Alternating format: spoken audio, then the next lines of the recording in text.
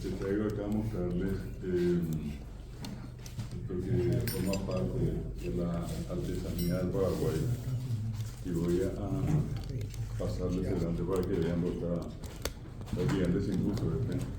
El grupo ayer fue Hugo que hizo la consulta. Y este es el poncho de 60 listas, ¿verdad? Es un poncho que se hace en la zona de Piribebuy. Sería este el tamaño que puedan ver. Sí. ¿Cómo es que se llama también el poncho? Poncho Paraí. Paraí.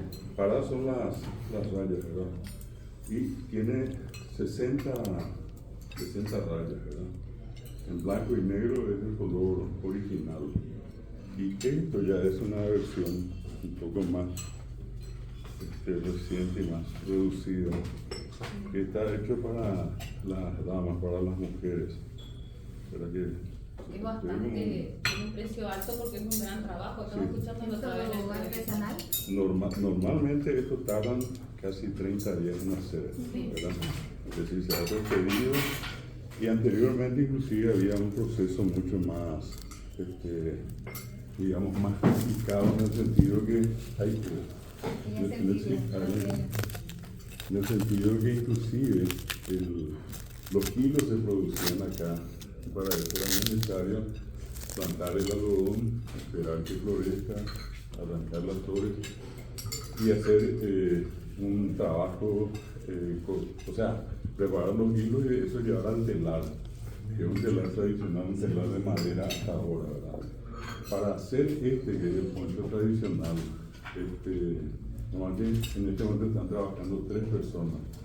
Hay una que se encarga de hacer el tejido propiamente, hay otra que hace los moldes para el cuello y los bordes, y otra que se encarga de la parte de los flecos.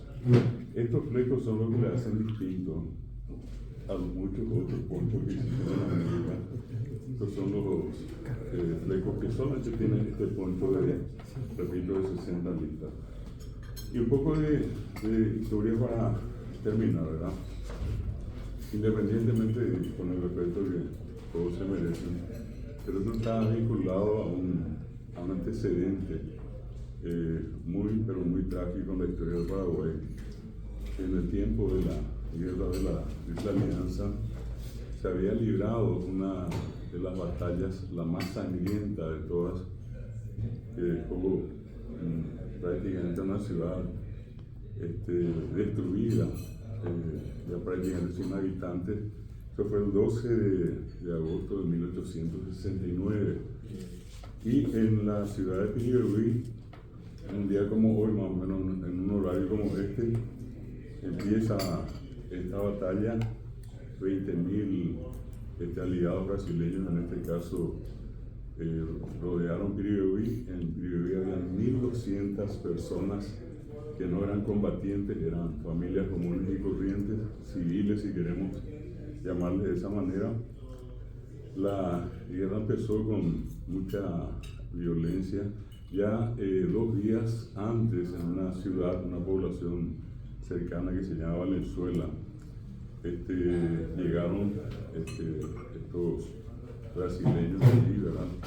Y en una planta donde se producía azufre, que era el elemento utilizado para la producción de las balas y otras, y se produce una masacre. 30 mujeres que trabajaban allí, aparte de ser violadas, fueron todas quemadas, fueron incineradas allí. Y esto pasa a Piribebuy. En esta batalla empieza y más o menos como dicen que es tipo 9 de la mañana, ya 800 de las 1.200 personas que estaban en Piribebuy ya fueron asesinadas, ¿verdad? Sí.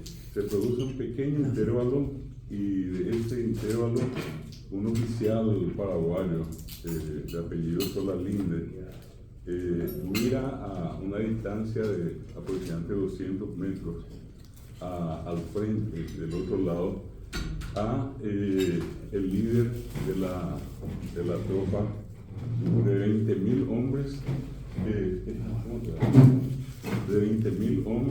que estaban en ese momento atacando a Piribebuy. Eran 20.000 contra 1.200.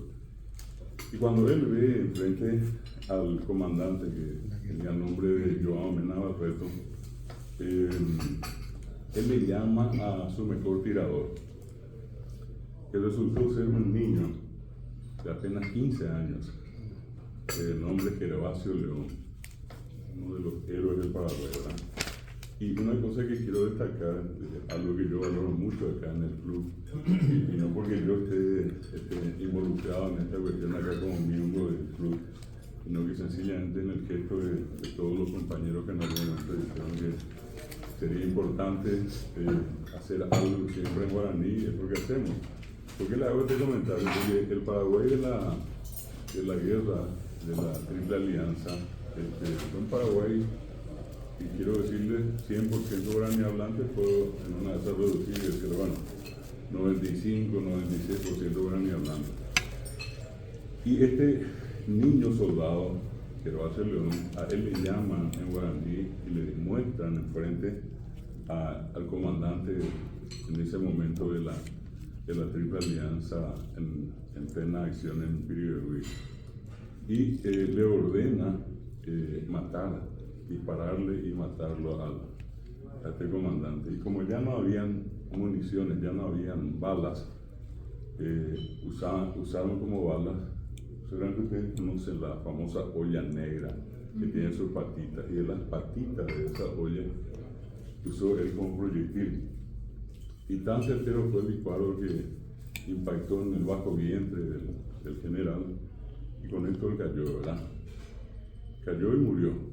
Bueno, eso desencadenó la parte más terrible de la historia, cuando el comandante supremo de la Triple Alianza, el conde Deu, se entera de ese incidente. Que siempre se pintó una historia rosada entre él y el que falleció, ¿verdad? Es rosadita la historia, ¿verdad? Entonces cuentan que la amargura de él lo llevó a ordenar la destrucción de Piribebuy. Se produjo probablemente la más grande masacre en la historia de la guerra de la Triple Alianza. ¿Qué pasó? Comienza el proceso y ya la hazaña fue tanta que de hecho se ocurrió a lo largo de esta guerra. Trato, insisto, de ser lo más puntual con esto porque la historia va a ser larga, pero todos pasaron a ser degollados. O sea, no era solamente matarlos, sino que degollarlos, todos, niños, jóvenes, adultos, una cosa tremenda. Sí, y en ese momento, cuando ya prácticamente toda la población, digamos, civil, estaba ya pasada a la otra vida en la masacre, llegan tipo un poco después del mediodía, a un hospital, el Hospital de Sangre de Piribebuy, donde habían 600 personas. Todos los que están acá van a recordar que nosotros tuvimos un incidente muy doloroso en el año 2004, cuando se incendia el supermercado de Bolaños y mueren 400 personas, 400. En Piribebuy, en ese hospital, habían 600. Esas 600 personas fueron quemadas, quemadas ahí. Y hay relatos así muy crudos que cuentan que mucho tiempo después todavía había olor a carne quemada en el lugar. Bueno, termina esa parte y vamos a la última.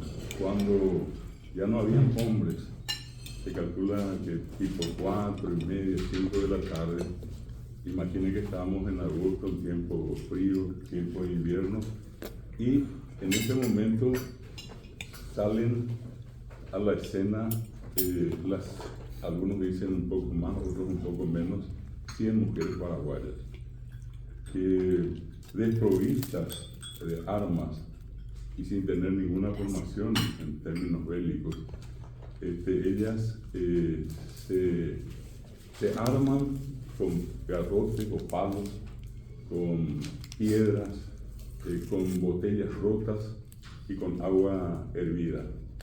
Y salen y se enfrentan, insisto, eran 20.000, ellas eran 100, y eran las últimas. Y en ese enfrentamiento, allí ya nomás en el enfrentamiento entre ellas y los que estaban del otro lado, se dice que más o menos 60 ya fueron masacradas, ¿verdad? Y degolladas. quedaron 40 y esas 40 pasaron seguramente la peor experiencia de su vida. No le desearía a ninguna mujer ni a ningún ser humano, ¿verdad? Fueron violadas por días y estas mujeres después se enteraron de que quedaron embarazadas e hicieron algo que probablemente ninguna mujer en el mundo haga, ¿verdad? Y podría merecer cuestionamiento de todos hoy, ¿por qué hicieron o por qué lo hicieron? Sirvió inclusive para que el propio Francisco, el Papa, en algún momento proclamara y dijera que la mujer paraguaya es la más gloriosa de América. Esas mujeres mataron en sus vientres a los hijos de sus violadores. Y consecuencia de todo eso, al final de la jornada, al comandante, al que era como el intendente de la ciudad de Pirigoy, Pedro Pablo Caballero, lo atan de las extremidades a 4 caballos y se encargan de destrozar, aparte de degollarle frente a la esposa. Así muere y pasó un tiempo y frente a lo que hoy es la iglesia de Pirigoy, haciendo un trabajo allí de remodelación, de reordenación, a un costado de la iglesia se encuentra una tumba bastante grande, donde habían 60 cuerpos de los fallecidos o asesinados o masacrados en Pirigoy. Y en homenaje a esas 60 personas encontradas juntas, es que este poncho tiene 60 listas. Es el poncho que refleja el heroísmo, tanto del hombre como de la mujer, y con ello también de los niños mártires que el Paraguay tiene. Muy pocos países en el mundo pueden, yo no diría jactarse, porque ese no es el término, de tener niños mártires en su historia, ¿verdad? Y fueron de la misma manera quemados y masacrados en el campo de Acostaño. Un poco para que tengan la idea, decirles solamente que esto es artesanía de Pirigoy no tendría sentido sin que les cuenten la historia. ¿Qué es lo que esto significa? Es el reflejo, es el símbolo del heroísmo de la gente que sobrevivió a una hecatombe, probablemente una de las más grandes hecatombes en la historia del mundo, que fue sin duda la guerra de la Triple Alianza contra Paraguay. Pero eso es lo que quería, y con el perdón de que haya entrado, pero en todo caso le vamos a ocupar al presidente junto con el desayuno, tener que hablar de esto no es muy cómodo, así que les pido la disculpa, pero es un poco para que conozcan y les voy a dejar acá para que puedan ver. Lleva un mes de hacer esto, y hoy en día lastimosamente, por esa cuestión de que ya no existe la posibilidad de cultivar, primero esperar que tengan las flores y arrancar y hacer los hilos. Hoy en día estos hilos se traen del Perú. Ahora hay todo un proceso para que otra vez sean los hilos de acá. Solamente que esto encarece muchísimo la producción, además del trabajo que hacen ellas. Este poncho está costando por lo bajo 4 millones de guaraníes. Pero les cuento que es arte. Como pagarían por un cuadro cualquiera que haya acá, probablemente mucho más. Y esto que es el de la mujer está costando 1.500.000 guaraníes. Pero vale la pena por la historia y por el arte que implica la elaboración de esto. Muchas gracias, presidente. Las 60 listas que son de esas 60, de las 60 mujeres personas que murieron primero, que o murieron. de las 60 personas. No, que fueron encontradas mucho tiempo después ya de la guerra. Sí, se encontró una tumba, sí, y es una cosa notable, ¿verdad? Como que se hizo la tumba y se los metió a todos allí.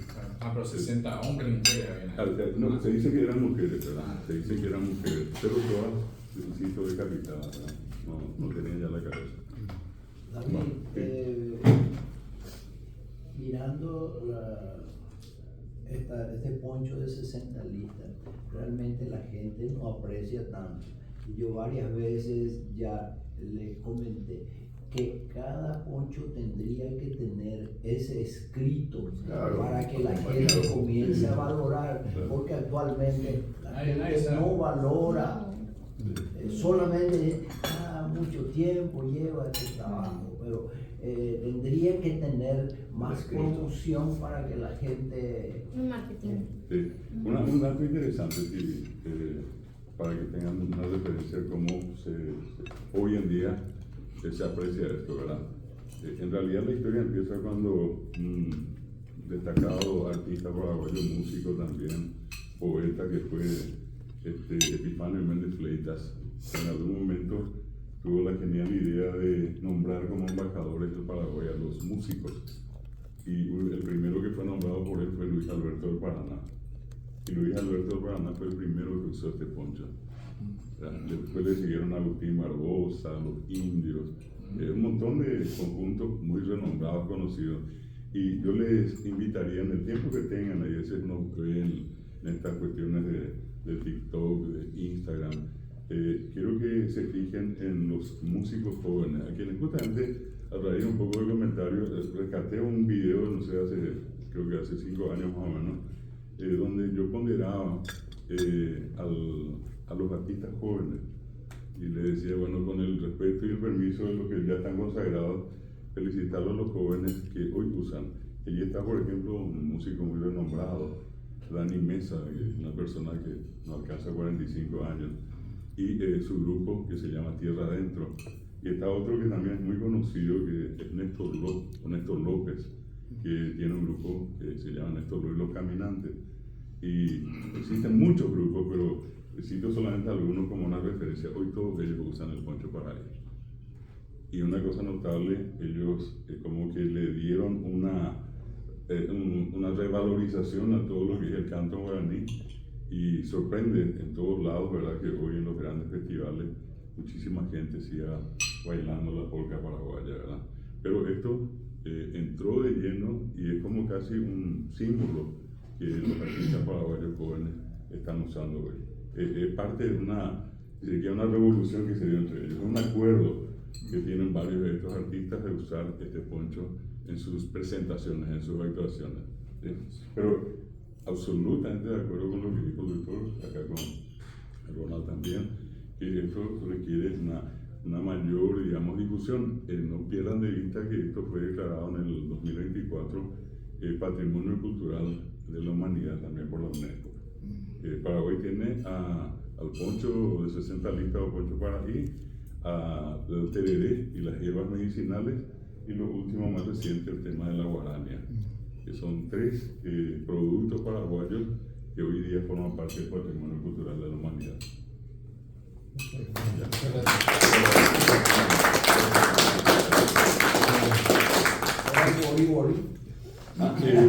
Claro, Bori todavía no entró al paquete del patrimonio, pero sí está declarada como la sopa más rica, más sabrosa del mundo. Entre 50 sopas. Acá pregunta la compañera, ¿el lugar donde se hace? ¿Es lejos? No, quedar un poco. Yendo por la ruta 2 que va a Ciudad del Este, saliendo de acá a Asunción, son 62 kilómetros que están desvío a la derecha, ¿verdad? Y uno está ahí aproximadamente 10 kilómetros. Algo que no dije, tengo que decir, porque forma parte de esto que se lo comentaba acá, Sabinas de Piribebuy. Ella no sabía. Tenemos que ir a visitar. Hay un lugar, porque si me permiten un dato más, ¿verdad? Sí, claro. El proceso de la guerra, que nace ya en territorio paraguayo en el sur, luego se libran varias batallas acá en la zona central, y luego está la llamada campaña de las cordilleras, que se incluyó Cacupé, Valenzuela y Piribebuy, el caso de Costañí, y un poco más allá va por Cuenca, Caraguatay. Bueno, en ese trayecto en que López junta a lo que restaba del ejército y a otra gente que estaba disponible para continuar peleando, eso se produce en un campamento, que de paso sería interesante, porque hay una ruta que te permite hacer el circuito. Pirayú, Sí. la ciudad que está entre ruta 1 y ruta 1, llega hasta Ipacaraí, hay un desvío que le lleva a uno a Pirayú, y en Pirayú está el campamento Sololeo, que es el lugar donde López juntó a todo lo que tenía de gente para integrar su ejército en la última etapa. Y cuentan que esto que les decía ocurrió el 12 de agosto, y cuentan que el 10 de agosto él no había ruta 1 y ruta 2.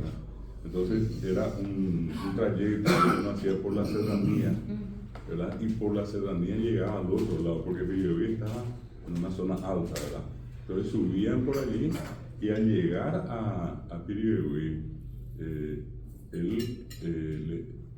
se le presenta a él el comandante, el jefe de plaza, de esta persona que le comenté que fue desmembrado al final, el nombre Pedro Pablo Caballero. Pero claro, siempre que no es Pedro Juan, que fue el prócer, sino Pedro Pablo Caballero, el jefe de plaza de Piribebuy.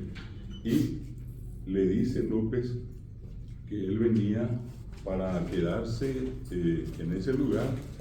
López hizo algo interesante desde cualquier perspectiva, una cuestión hasta que se quiere muy inteligente.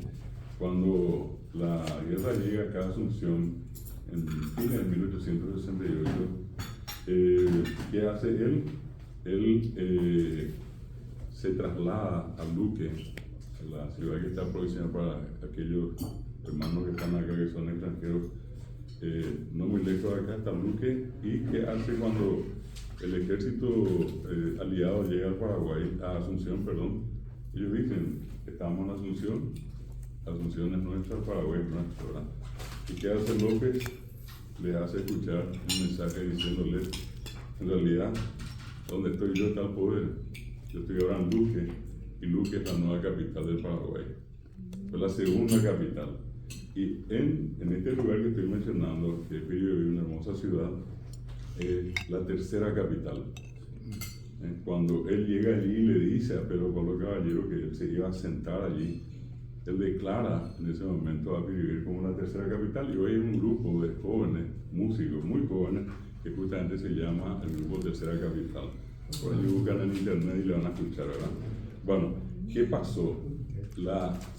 Lo llamativo siempre en la historia de López es que, por más que hay veces la gente le baje la caña, ¿verdad? Algo que a mí siempre me llamó la atención es que a él lo hubieran entregado allí en la costa del Paraná, o lo hubieran entregado en Curupay, lo hubieran entregado a Canito, o lo hubieran entregado a Itaibate, y allí llega él a Piribebuy, y allí Pedro Pablo Caballero le dice, andá vos con toda la gente, nosotros le vamos a atacar a ellos. Y para que alguien haga algo como eso, ya tendría que quererle, pero no sé, hasta con el perdón, tener hasta la maceta al héroe, ¿verdad? Él le dice a López, ¿y qué hizo López? Se retiró él y justo fue a 7 kilómetros de Piribebuy una compañía, y de allí otros 7 kilómetros para llegar a lo que hoy es Eusebio Ayala. En esos 7 kilómetros está una compañía que se llama Mariscal López, que también en una de esas de hacer el recorrido puede llegar al lugar. Y bueno, lo que son las cosas de la vida, Sabina nació en Mariscal López, ¿verdad? En esa compañía. Donde él quedó a pernoctar.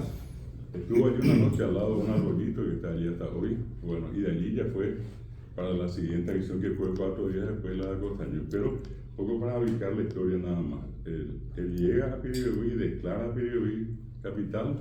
Y en ese momento, cuando Pedro Pablo Caballero, con un gesto grandioso, le dice, anda vos, nosotros nos quedamos acá a defender. Lastimosamente, significó la destrucción de todos los que estuvieron en Piribebuy. Claro. Es cierto lo que se comenta, que en el hospital de sangre de Piribebuy, de los 600 que fueron ahí asesinados, incinerados, también había aliados. Habían aliados que estaban siendo atendidos por los médicos paraguayos. Y otro dato interesante también de ese momento, gracias, muy amable. ¿Había qué, perdón? Aliados, argentinos y brasileños que estaban heridos. Sí. ¿Y qué fue lo que de eso es interesante también recordar? Cuando ya no habían, ya se acabaron los hombres, se ordena la militarización, si vale la expresión, de las mujeres. Y aparece en la historia del Paraguay lo que entre guaraní y castellano se dice cuñá sargenta, o cuñá sargento, dicen, cuñá que es la mujer y sargento. Una de ellas fue una de las mujeres más destacadas, Ana Bella Cáceres, que en algún momento, lastimosamente ella muere allí, pero en algún momento el hijo de ella se convirtió en presidente de la República. Fue el presidente Patricio Escobar, y era hijo de Ana Bella Cáceres, una cuñada sargento. Que murió allí en el momento del incendio del hospital de Sangre.